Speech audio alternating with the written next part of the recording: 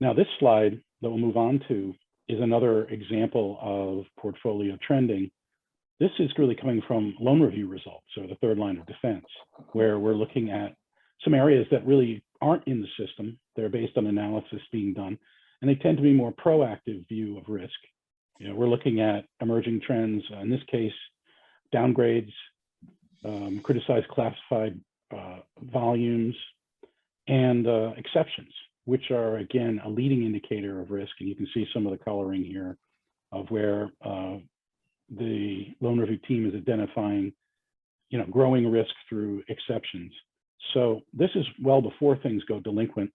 And this is the kind of information in combination with what we showed in the last slide that can make a difference. Lou or Suzanne, do you have anything you want to add to that?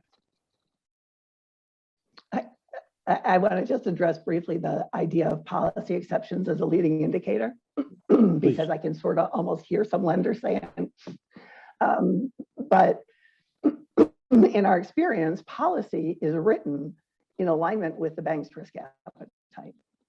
And so to the extent that there are exceptions to policy, it is a loan that's being made that is outside the defined risk appetite of the bank. And the more of those there are, the more risk is being taken that wasn't planned on in the risk appetite, in the stated risk appetite of the bank. So it really is an important leading indicator.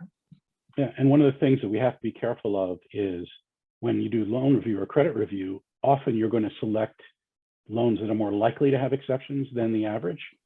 So it can be misleading if this kind of information is shown as suggesting that it's the entire portfolio, when in fact, you know, we all know that we focus credit review on problem credits, you know, higher risk, but it's certainly a good indicator of appetite and response. Thanks.